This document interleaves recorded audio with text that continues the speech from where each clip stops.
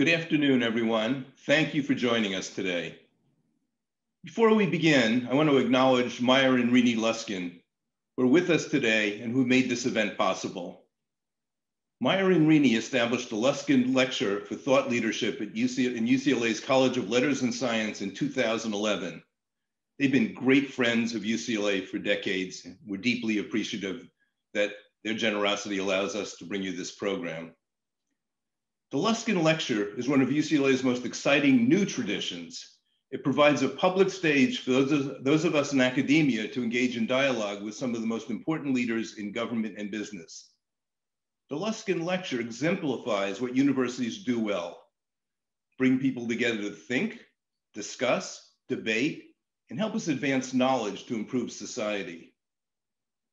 This year, the pandemic has shown us that some of the most critical challenges facing our world require a partnership of scientists, policymakers, and the public.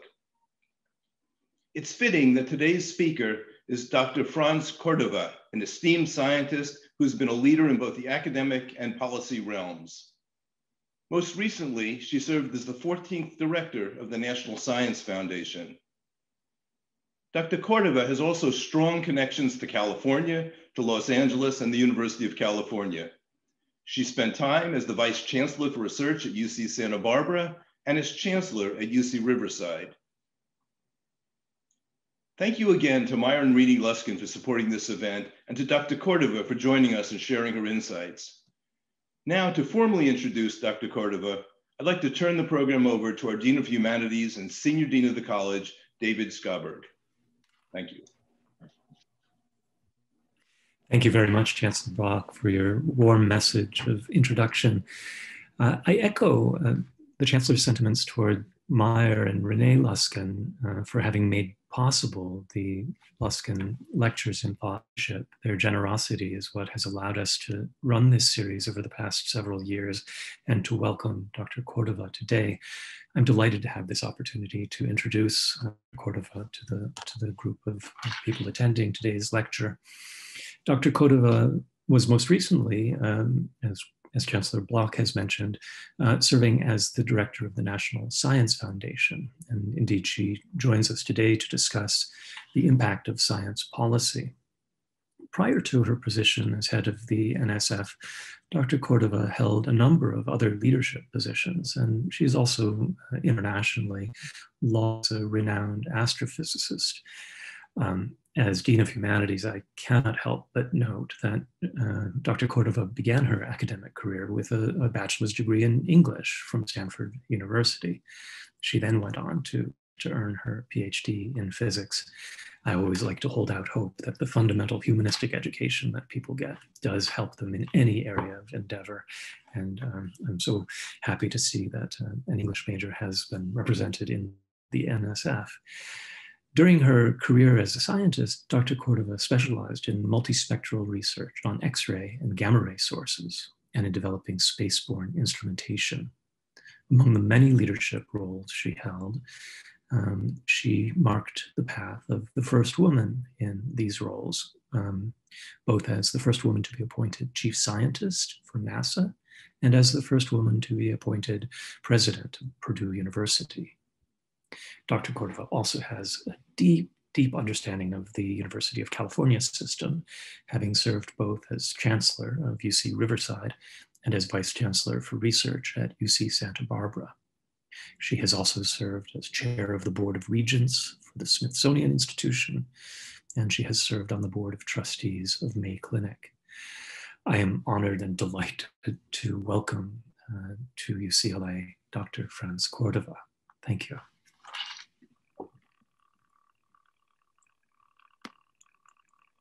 Hello.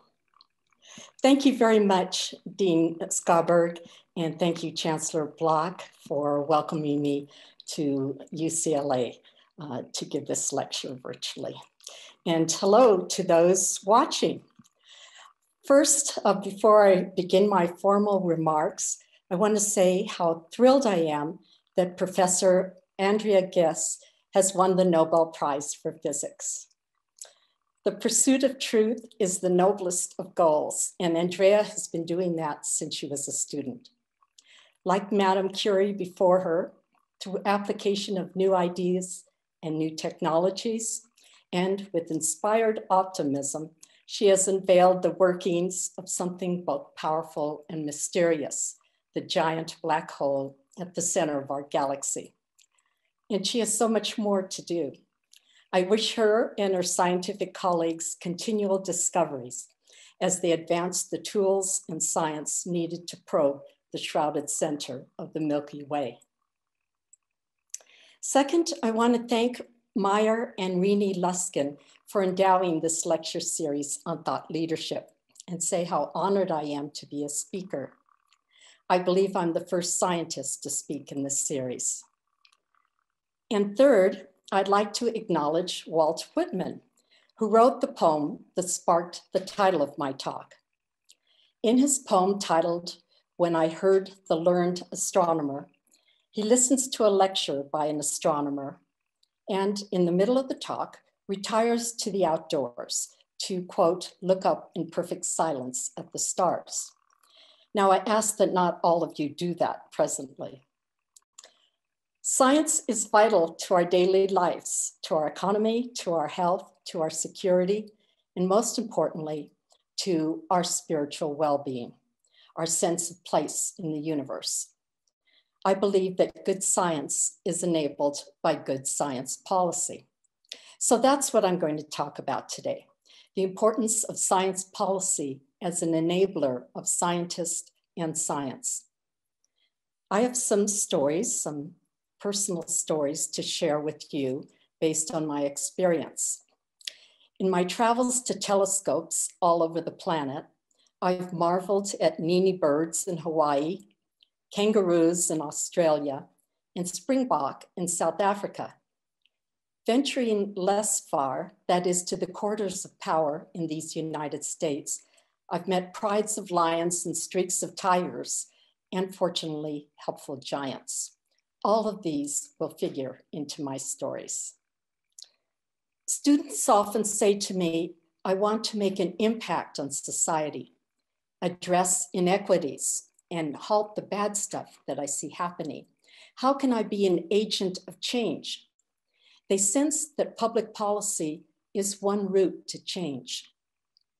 I tell them to keep in mind the words of the author, James Baldwin, quote, not everything that is faced can be changed, but nothing can be changed until it is faced.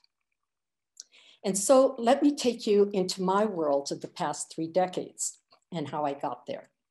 Then I will talk about the important science policy conundrums that face us today and wind up with some insights on how to achieve good public policy. First, I'll take you on a path that looks like this, from being a researcher on close binary systems to eventually the National Science Foundation. My world of the last 3 decades has been the world of science policy. I've been in leadership positions at several universities, including 2 in the UC system, and done government service in 5 administrations. I want to share a few examples of shaping and changing science policy, what motivated this, and its impact, which can go far beyond science. First, how did I get into science policy work? It was the early 1990s, and I was engaged as the head of the Department of Astronomy and Astrophysics at Penn State University. I had a supportive husband. I still have that same supportive husband, and 2 small children. We were happy in Happy Valley. One day I got a call from the chair of a national committee of which I was a member. He said he was calling on behalf of the head of NASA to ask me if I'd be interested in interviewing for the position of NASA's chief scientist. Well, I wasn't at all sure of my interest in the job, but I was interested in having dinner with the head of NASA. Over dinner, I found that we had lots of resonances about what changes needed to be made at NASA, and the invitation to join the agency came shortly after that dinner. But I was confounded by this invitation, as I'm sure many of you have been confounded by things that seem to take us off our current path. I had spent so long becoming a scientist, a researcher. Why would I want to leave that and immerse myself in the world of policy and the turbulent environment of Washington, D.C.? At the time, I didn't even know what policy meant. It wasn't the same as doing, quote, real science, I told myself. I consulted fellow scientists, fellow heads of astronomy and physics departments around the country. All encouraged me not to abandon my current research path. Well, almost all. The head of the Department of History at Penn State was a good friend, and she saw the opportunity to speak on a larger national stage about an issue that I consistently addressed on my small university stage: the importance of attracting and retaining women in science. And my closest and best advisor, my mother, agreed. The deal was settled at the Cheesecake Factory in DC when I took my spouse and young children to visit with NASA Administrator Dan Golden and his wife, Judy. To this day, my children, now grown with families of their own, remember chocolate cheesecake for breakfast. I became the first woman and the youngest person to serve as NASA's chief scientist. I was about to learn why science policy making is important to health, the economy, and national security. In short, the improvement of our daily lives. For me, one of the exciting things about joining NASA was Administrator Golden's desire that science be the driver for space missions. I chaired a group of NASA leaders who were charged with determining the scientific capabilities of the International Space Station, which had just been approved by Congress with the narrowest of margins, and which was in its earliest stages of build. One of the arguments for the space station was that it would welcome and assist novel scientific experiments that would benefit from the microgravity environment. So we worked hard on preparing the first menu of what that could look like. Today, the space station has carried many notable scientific experiments, thousands of them, in fact. Among them, the alpha magnetic spectrometer, designed by Nobel Prize winner Sam Ting to look for antimatter and signs of dark matter from the detection of cosmic rays. Several hundred scientific publications today evidence the benefits of the International Space Station for a number of scientific areas of inquiry, from remote sensing of Earth to studies of loss of bone mass and its treatment to tissue engineering. To further the NASA administrator's desire to address profound scientific challenges, I brought to NASA headquarters scientists with big visions. Carl Sagan was one, and Roger Penrose, who shares the Nobel Prize in Physics with Dr. Guest this year, another. Their ideas, articulated in a series of visits and public lectures, pushed the limits of knowledge and were inspirational. This led to NASA encouraging a relatively new field, the field of astrobiology. The agency defined a more vigorous program to search for life beyond Earth, to identify and eventually sequence extreme forms of life on our own planet, to support the identification of exoplanets, especially those in the habitable zone, and to develop the technology to identify signs of life on another planet. A number of programs and missions came from this early investment, among them the Astrobiology Institute at NASA Ames and the satellites Kepler and TESS to look for evidence of exoplanets. Importantly, astrobiology was finally a standalone discipline, or should I say interdiscipline, combining geology, paleontology, astronomy, biology, geology, oceanography, thermodynamics, chemistry, and planetary science.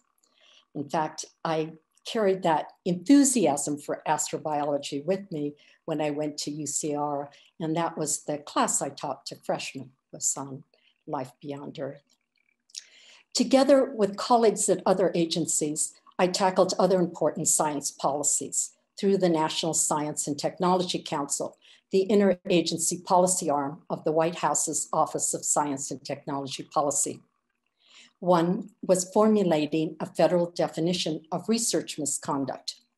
The various science agencies had very different definitions of research misconduct, and this was challenging for scientists who had to navigate an uneven road of research integrity. Accusations of misconduct were flying at our nation's research institutes, and without a good framework, there weren't good solutions. We wrangled with words as if they were bucking broncos, and it took 3 years to get all the science agencies on the same page. The federal definition of research misconduct that resulted from our initial efforts in the early 1990s has endured to this day. From this experience, I learned that patience is a tool and uncompromising clarity a virtue.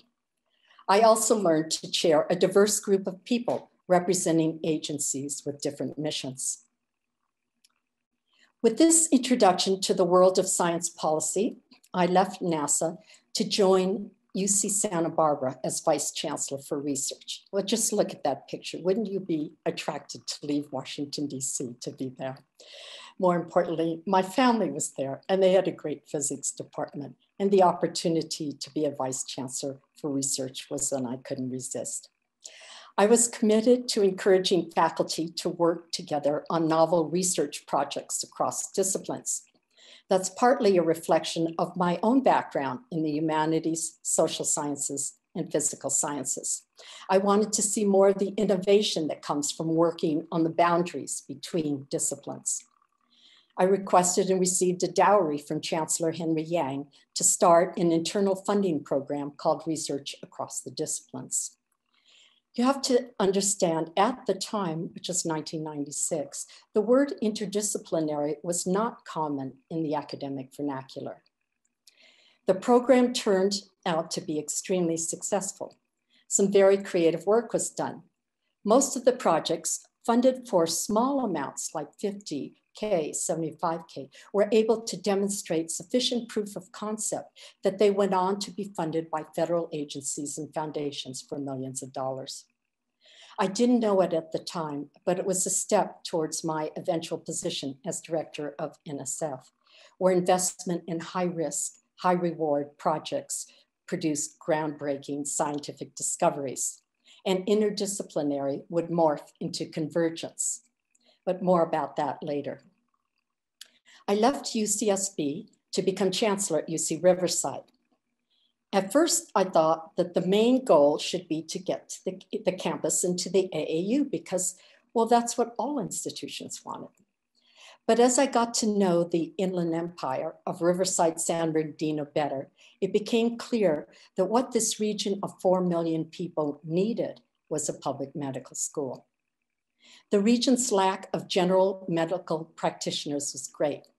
I learned that most physicians live close to the coasts of our country. I also learned that the world of medicine was not very diverse. The ethnic diversity of the UC Riverside area was a resource that could be drawn upon for youths interested in medicine. I knew it would be a hard road to travel. After all, UC already had 5 prominent medical schools, and the last one was started 42 years earlier. So who needs another medical school in California? I feared that the deans of the other schools might see UCR's efforts at taking potential donor funds or state appropriations from them. But my fears were groundless. The need-based case for a public medical school in the underserved Riverside, San Bernardino region was so strong that all of the UC deans were supportive, especially Jerry Levy, Dean of UCLA School of Medicine, as were the UC regents. It was for me a lesson in making policy. Identify the real needs of a community. Don't assume all the lions and tigers are unfriendly, and ask the giants to be your friends. Know where it is you want to go. Encourage teamwork and community support to get there. I don't have time to go through all my stops, so I'll make my last stop of this talk my tenure with the National Science Foundation. I would say it was my favorite job, but I say that with every new move. My first introduction to NSF actually was as principal investigator for an NSF Advance grant when I was president of Purdue University. Advance was and still is a program to encourage and support the upward mobility of women faculty at universities. Its goal was institutional change. Purdue's focus was to enrich the pool of minority women faculty, and as president, I was in a position to make institutional change happen. My second introduction to NSF was my nomination by President George W. Bush to the National Science Board. The NSB is the policy arm of NSF. It shares governance of the agency with NSF's director. 5 years later, President Barack Obama nominated me as director of NSF. The US Senate confirmed both appointments to the board and as director, and I was about to get to know the US Senate a lot better. I had lofty expectations for the job of NSF director. After all, the agency had its genesis in what is still the most revered and referenced science policy document in our nation's history, called Science, the Endless Frontier. We celebrate this year the 75th anniversary of its publication. The author was Vannevar Bush, head of the Office of Scientific Research and Development during World War II and advisor to the president. Bush was a powerful advocate for basic research and laid out the arguments for a national science agency. 5 years later, NSF was authorized by Congress. During my first week on the job, I received a letter from the chairman of the agency's Congressional Authorization Committee called the House Science, Space, and Technology Committee. This letter from Congress rebuked the agency for funding 20 projects that were deemed not in the national interest. The chairman wanted the agency to deliver the proposals for these projects to his committee for its inspection. So welcome to NSF, France. We, in turn, invited his congressional staff to NSF to review the proposals where we could be present. In time, more projects made this list. It was not exactly the kind of list a young scholar aspires to make. Vivid articles appeared in the press, some sensationalizing these and other projects that appeared in congressional so-called waste books. Other articles, however, defended NSF's vaunted merit review process, which had approved these projects. Soon, I found myself testifying on the subject before Congress, vowing to lead an agency that would hold itself accountable for the projects it approved, promising transparent titles of proposals and abstracts that were simpler to read. I was repeatedly asked to verify that all funded proposals were in the national interest. My response: isn't our agency's mission to promote the progress of science in the national interest? And as such, wouldn't every approved proposal be in the national interest? And so it went for about a year. More congressional waste books from both House and Senate collected on my desk. We defended, of course, each criticized proposal in writing on our website. We visited with the authors of the waste books in their congressional offices. And we carefully reviewed all proposal titles and abstracts to ensure that they clearly articulated the public benefit of the research. But the tide seemed to be against us. So how did we get out of this jam? It's not fun to be on the defense continually. We realized that we needed a good offense.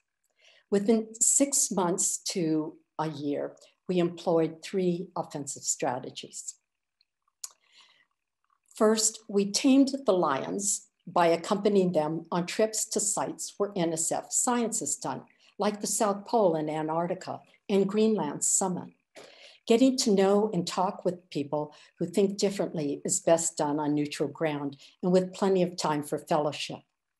And the congressional representatives were able to see astrophysics, geologic and environmental research in action and talk with young scientists on their own research ground. Second, the agency worked hand in hand with its giants, the distinguished members of the National Science Board. They had been appointed across administrations and had connections throughout the broader community and Congress. They supported the actions of the agency to meet its challenges and promote its mission with public statements and visits to Congress. And third, the agency came up with 10 big ideas for future investment. This was a new strategy for NSF, which before this had welcomed all proposals, reviewed them, and selected the best through peer review. The 10 big ideas pointed to a future promising scientific and technological discoveries and innovation. It was a strategy that worked beyond what our wildest imagination had envisioned.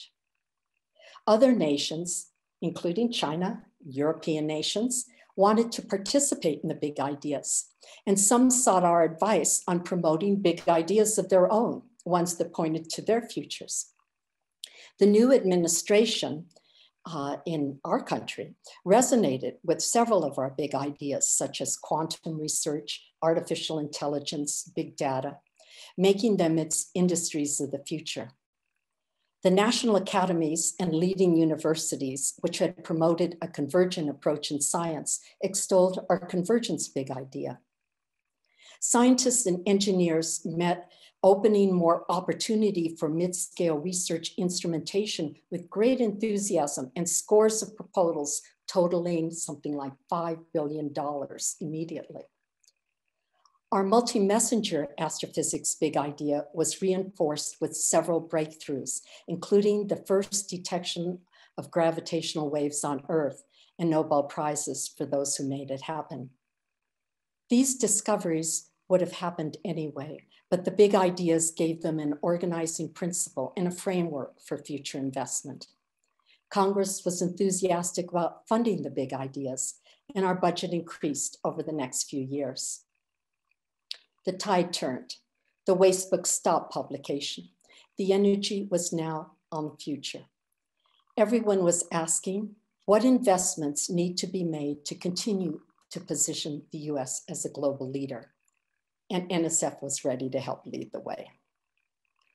There are many other war stories in the policy zone I could share with you, but time allows me just one more story. It's an important one that runs like a vein throughout my life. There's an old Chinese saying, women hold up half the sky. I realized early on in my career as a scientist and administrator that science has failed to hold up its share of the sky because it is lacking vital participants, women and minorities. At NSF, we wanted to combat this exclusion through policy and programs. Programs are for the here and now. They get the ball rolling, and policy is for longer. It keeps the ball rolling. Fairly soon after I joined NSF, we started the Includes program to reach people science often ignores. Those living in underserved regions of the country, women, minorities of all kinds. We invited proposals for pilot projects all over the country, being sensitive that it all depends on what your community actually looks like, and funded 70 of them immediately. The program was extremely successful with lots of innovation in broadening participation in STEM. We brought the leaders of the projects together to share their ideas and their successes, both in person and virtually. We funded a backbone organization to link all the individual programs, to give the efforts the scale it had previously lacked. Before I left the agency, several other science agencies had joined the Includes movement, NASA being the first one. And by the way, Includes was actually the first of our 10 big ideas to be implemented. On stage, when I've been asked which was my favorite of the 10, I would say Includes. If you encourage and fund a wide diversity of talent, all other big ideas will follow. Reaching out to people who knew nothing of science and welcomed outreach was important, and Includes and other NSF broadening participation programs endure and are successful with that. Yet we felt at NSF that there was much more to do. We realized that there were other people, many others, who are already doing science, but being turned away because of bias, explicit and implicit. The national academies wanted to study this issue, focusing on the harassment of women in science, and NSF funded them. Their eventual report of 2018 was to become by far the most downloaded report in academy history. Again, it was the media that provoked us to do more at the agency. Stories of abuse of women in science were prevalent, and it was shocking news. In early 2016, both I, as NSF director, and Charlie Bolden, as NASA administrator, sent letters to the university community reminding them that harassment was not to be tolerated and universities could lose all their funding if they didn't get on top of this issue. But the media reports of harassment continued with a deafening roar. It turned out in this case that the lions and tigers were sitting and working among us. Science was being harmed by the misconduct of a few scientists. Science was being harmed. That was the message in the media. That was the message from the young people we met with at conferences and through emails. When you lose a young woman to science because of abuse, particularly from a person respected in science, you've lost the potential of science itself.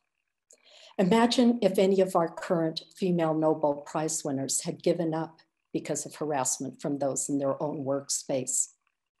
Imagine the loss to discovery. We realized at NSF that we had to do something more than write letters to university presidents and vice presidents. We needed to find a way to fight what was a cultural and social issue through policy. Instituting new policy, we discovered, alas, was harder than instituting new programs. We revised and published codes of conduct for all of our field sites. And then through careful study and teamwork, gathering the forces of our legal department, public affairs office, Office of Diversity and Inclusion, and led by the Office of the Director, we devised a carefully worded policy change to the terms and conditions of our awards that would require universities to notify us of potential harassers on campus if there was any administrative action against them. The agency could then decide if the university's NSF grant could be retained under different leadership or not. It was a big change for an agency, and it took months to get through various hurdles, including responding to hundreds of queries by universities. Yet, as it's been implemented since October of 2018, already it's having an effect, and other agencies are starting to adopt a similar policy. In truth, it was a change in policy that moved towards changing culture. As University of Maine scientist Jacqueline Gill said in Gizmodo, quote, "It's been too easy to dismiss these incidents as isolated or all in women's heads. To have big sweeping policies at the most respected institution really legitimizes what we've been saying for a long time." Well, that's what this learned astronomer has to say about the rough and tumble world of science policy. Every policy, including policies that shape the culture of science, has the potential to have far-reaching consequences. Today, we're facing many challenges, and science policy have important roles to play. One of the trickiest challenges is that the well-intentioned goals of some people and organizations conflict with the well-intentioned goals of others. An example is the current launch of tens of thousands of communication satellites designed to give internet access to people in rural areas. Yet these spacecraft interfere with the observations of telescopes designed to look deep into the sky to understand the origins of stars and galaxies, dark matter and dark energy, and you and me. There are arguments over the use of CRISPR-Cas9 technology, the good and bad potential uses of artificial intelligence, and the degradation of the environment versus regulation of industry. Remember, one of NSF's 10 big ideas addresses the need to understand and mitigate the rapid and consequential changes happening in the Arctic. There are strong feelings when it comes to the efficacy of vaccines, and those will play out on a national stage soon as we struggle to recover from the dreadful epic of COVID-19. It will take backbones of titanium, a capacity for listening and compromise, and a diversity of thinking to tackle the policies that will define the frameworks for the use of these new technologies. So let me give you then my insights into shaping good policy. These apply to all policy, not only science policy. First, strive to make things better through policy. Policies are the procedures, processes, programs, and rules that represent an organization's principles and further its missions and goals. Your policies should reflect your principles and accelerate your mission. Good policy documents, from our Constitution to Vannevar Bush's Science, the Endless Frontier, endure. Second, give and take. Make the shaping of policy a win-win for all the participants.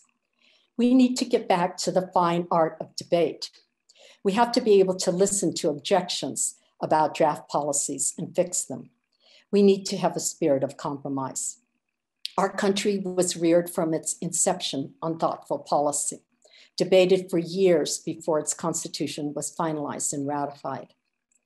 The Bill of Rights, which comprised the first 10 amendments, was not an afterthought, but a deliberate action to unite the 13 states in support of the Constitution. Third, work towards the ideal, but be willing to mend policy when the evidence calls for it. Benjamin Franklin sat for years with delegates from 13 states to shape our Constitution. In 1787, he said, quote, "I confess that there are several parts of this Constitution which I do not at present approve, but I'm not sure I shall never approve them. For having lived long and having experienced many instances of being obliged by better information or fuller consideration to change opinions even on important subjects, which I once thought right, but found to be otherwise." You think he's talking about evidence-based decision-making. Makes sense. We all know Ben as ever the inventor and experimenter. Fourth, when you're a policymaker, trust your instincts. They will carry you far towards making good policy. At the very least, don't be tempted into approving something that doesn't sit well with your experience and your principles. Fifth, a policy for all must reflect the voices of all. Diversity of thought makes better policy. Embrace inclusion when formulating policy. Realize that this will take more time, but the outcome will endure longer. Sixth, appreciate that the budget is really your strategic plan. If your big ideas are not in the budget, they're only ideas, and they probably won't happen.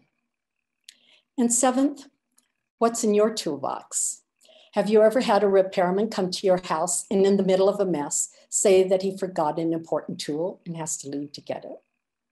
Don't be that person.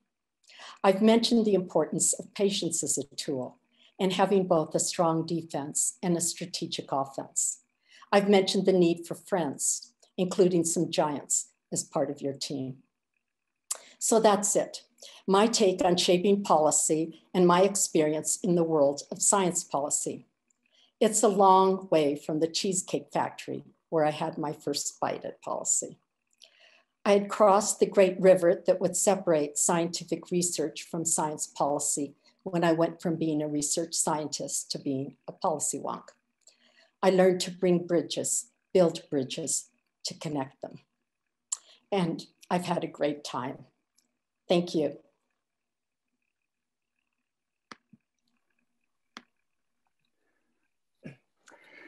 Well, Dr. Córdova, thank you so much for this wonderful presentation and really, just learning so much more about the boundary the very intricate and interdependent boundary of policy and science is truly remarkable. So we're grateful to you for sharing this with us today. I want to start with a question that I think it's very intriguing, certainly to me, hopefully to the audience too. You started your presentation by telling us how all of the impact that science has in our well-being from many different perspectives. One of those that you talked a little bit about is one, spiritual well-being. And that resonated very strongly with me. Would you care to elaborate a little bit about that? How does one's spirit really benefits from science and what's behind science? Well, for me, so I grew up in a very large family of 12 children, and I was the oldest, and I had parents who were very religious, and they weren't scientists, they were business people, but talking about religion was part of our dinner table and afterwards conversation.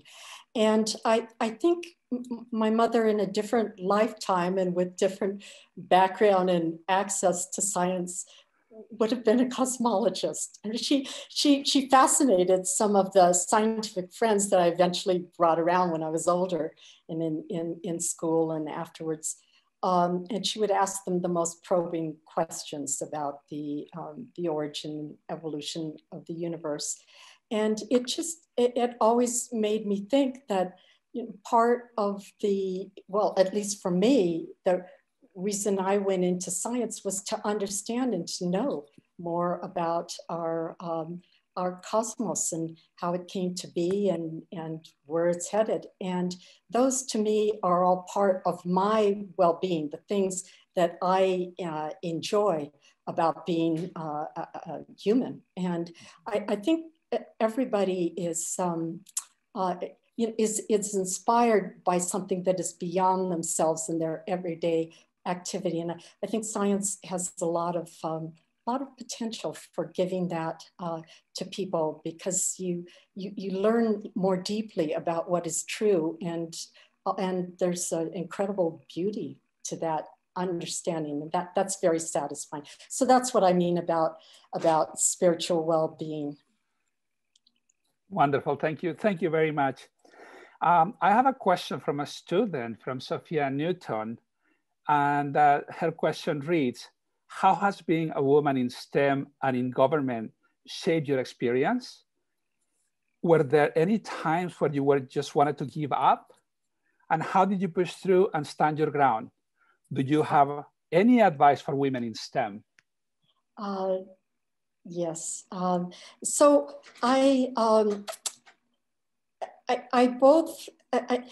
one never has an idea how much one benefits and how much one doesn't benefit from their personal characteristics. I'm sure that I have had many advantages being a woman in science, and some disadvantages. And yes, I'd like to share with the students who are interested in such a question, and I've had it posed to me a number of times. I have definitely, like everybody else, had struggles and hard times. I'm not sure if they were because I was a woman. I think that no matter who you are, what background you bring to something, you will be faced with challenges. And the easiest thing to do is say, oh, it's because of this or because of that. But the important thing to do is to say that you will get beyond it. And the way that I've gotten beyond my challenges is to be resilient, to have some friends, a great team, whether it's your immediate family members or your teachers that believe in you and that encourage you. And these are all resources that help you get past the difficult times. But I think we'd all be kidding ourselves if we believe that you don't get challenged by these personal experiences. They happen to all of us. Of course, I guess if you're doing something that is really important and interesting, there would be challenges, right? Yes, yes. And I remember one time in one of the most important challenges I had, and by the way, most of the challenges have to do with other people. You know, it's the scientific challenges are easier to meet sometimes than the human challenges. And somebody said to me after listening to me complain about it, he said, well, you're lucky that you've gotten this far without such a challenge. And I thought, well, that's a good way to look at it. Yes, because I think his point was that we all have these challenges come at us. Wonderful, thank you. The next question that I will read to you is, how would you advise scientists to embark upon a journey of understanding policy, whether they're seasoned researchers or newly graduated? So there are many opportunities to get involved in policymaking. I know a lot of universities have curricula that get students in. They have policy schools, but they also have curricula that are in the science curriculum about becoming more familiar with policy imperatives to do with technology and the like. And as I traveled around the country in my previous roles, I would come across things like decision centers, which students were invited to join at universities where a challenge would be posed. A lot of data would be brought into it and students would weigh different data, and they would have community representatives and also join in the discussion, and they would try to help make decisions that were important for local communities. I think those are some of the best ways to get introduced, is to look at the challenges that are not abstract and far out there, but to look at some policy changes that have to do with your particular environment. Mm-hmm. And then there are many scientific societies. The AAAS is one of them, but there are others, and I know there's a California Policy Institute as well, that offer internships. And we've had AAAS fellows at NSF and other institutions where I've been, which are great introductions to see if you like the world of policy. And you also get some training in shaping policy, and you get to be around mentors who have done a lot of it.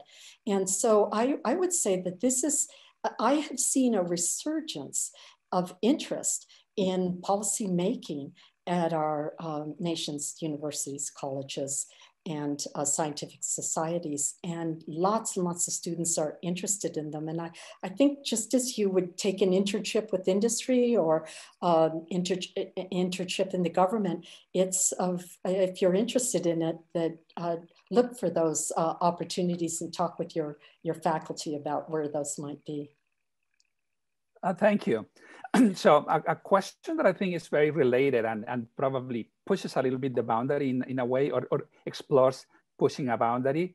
It reads, the newest generation of scientists is more actively coupling the research with political engagement and systemic change. How can these younger professionals manage the fine line between respect for the existing system and demand for improvements, especially in regards to equity and inclusion? That is, how not to change existing protocols so much that they may threaten their careers. Yeah, that's a really important one. I think it's easier today than it has been in the past. I and some of the now faculty, but former students that I grew up with, we kind of kept our heads low. We were afraid to say things. And when I think back at all the times that I was just more focused, because it was just kind of dangerous to step out and join that world of, of challenging certain policies. I think the older you grow, the more confident you grow in your in what you believe in, and the stronger you feel. For younger people, as that question implies, it is more challenging. So I think that it's important. Very few things can be done alone, although lone individuals have made significant changes for sure. But I think it's great to work in a team of people that are like-minded and that want to find the answers to things and build the evidence for making change. So I gave a couple of examples of that. Other examples would be if you think of the changes that went on at MIT, Caltech, most recently Princeton, in how women were treated with respect to being assigned laboratory space and salaries and the like, that a group of them got together and really honed their arguments, talked quietly to lots of people as they built their case, and then became more forceful as they presented their case to the administration. And they were extremely effective and really encouraged change. So I think that's a good example of how working in a group, and the group can start off very small with just a couple of people and then just grow as you build your arguments and your evidence. So it is important to be sure that your case is well, is well honed. It's like anything. It's like science itself, that when you're presenting some new ideas and discoveries, and how many Nobel Prize winners that first, earlier in their careers, have just, people have thought, oh, that's kind of wild, that's crazy, that's not in the norm. But so breaking ground is really challenging. It's very difficult. And, but we only have one life to live, and it's important that we live it with, as honestly and forthrightly and as boldly as we can. I just encourage the young people to see, what mentors and other people are out there who can give them advice as they pursue their passion for change. Mm-hmm. Thank you. I think you did mention that your strategic budget, your strategic plan is your budget. And our budget, the science budget, is obviously determined by policy and by the public. And some science requires such a large public investment, Yes. Like the big telescopes, the accelerators.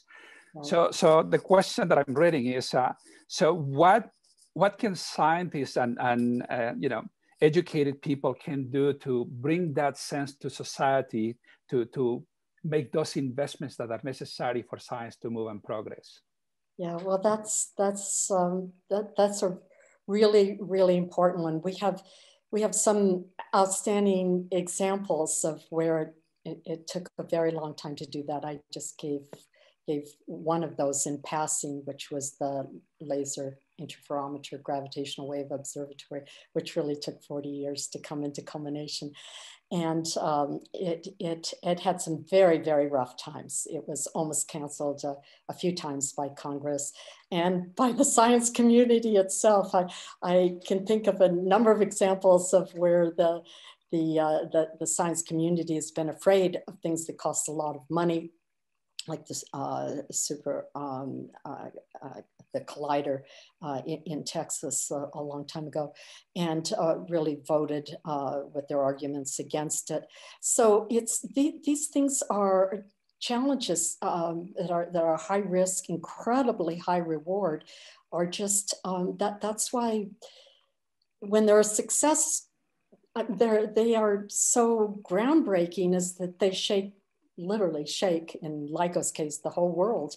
And when Nobel Prizes for the founders and pursuers of that, I just think if you have a really good idea with a terrific goal, if you believe in it, you really have to keep at it, and you have to get a lot of younger people all the way through the whole chain to follow, and and keep pursuing it, because it does take a really long time. A big investment is going to demand a lot of resources, and it's got to have great arguments behind it. It's got to have great science behind it. It's got to have believers behind it. When I look at, again, going back to LIGO, that example, it did not fail in the end, because it had lots of people, many of whom folks have never heard about, like an NSF program officer that, maybe an NSF director here or there along the chain, that a board that just kept pursuing it and kept fighting against the obstacles. But, you know, one famous scientist told me when I was a graduate student and I want to quit my research project and go find something else, he said, well, you keep talking about how hard it is, France, but why would you want to do something easy? Isn't it all about taking on the hard things? And so I kept on. Lucky for all of us, because I think you formulated some remarkable strategies to really validate to our society how science plays such an important role. I think the big ideas have really revolutionized the way all of us have come together behind something that is so critical. I think you really highlighted, you know, by bringing the boundary of policy and science, that science is really, you know, STEM science can also be considered a social science, because without the social aspects, there cannot be STEM per se. And I wonder, you know, if you have a comment on when would be the right time for a scientist in his or her career to think about transitioning between, you know, the bench and the lab, and really begin to become more and more engaged into more outreach and societal aspects of what they do? Well, that's a great question. It reminds me of when I was often asked about from young women scientists about when's the right time to marry. when you know you've met the right person. Right. And that can happen at any time. So I think it's there are two things. Sometimes just something comes along. For me, it was getting that invitation to go to NASA, that are like what Stephen Jay Gould would have called punctuated equilibrium. So my equilibrium as a department head and research scientist was immensely changed because of that one decision. And I just made it because of my personality and because of advice I got from some people that I respected. But there's another way that those things can happen. And so a student sitting, you know, in a classroom or maybe watching television or reading an article can say, wow, that just looks like a critical challenge. And I think I want to know more about that. And I want to be in an environment like an internship or take a class or something to find out more about how to meet that challenge. For example, take, you know, environmental degradation, climate change, and so forth. I mean, that's something that, you know, everybody wants to be involved in at some level, but how deep is your, you know, is your commitment to it, and where do you think you can make the most change? So some of us can make the most change in our laboratory or in our basement doing Zoom calls, or and some of us just see a way that we can be involved or want to be involved. So I don't know. I just, my advice is to be open to experience, to follow your passions. It can just happen at any time. I think it's a natural evolution. As you get more senior in a field, you get brought into policy environments a lot because you're asked to serve on committee where policy decisions are being made, or perhaps you become a department head, a dean, and so on. And so those are all policy-making opportunities. But I would never discourage a young person who just sees themselves as an agent of change and wants to become more involved because they care about the challenge. It's like caring about the science. You want to discover what is the nature of dark matter, what is the, can we detect a habitable planet? So that's what drives you. So I urge people to follow what drives them whenever that happens. Thank you so much. So this conversation can go on for a very long time. You have so much to share with all of us, but I'm looking at the, my cues here, and I think we just are about running out of time. So I just want to take this opportunity to thank you once again for giving us a fantastic Luskin lecture for thought leadership. Clearly, your presentation is everything that the Luskin lectures are about. It's about really broad range, impactful societal issues that in this case, we had an opportunity to appreciate the importance of science and how policy can shape science and how science can help shape our society. So Dr. Córdova, we are extremely grateful once again, and we hope to see you in person and hosting you in person very, very soon. Thank you. Thank you very much. Thank you. And thank you to all the listeners. Thank you, and bye-bye.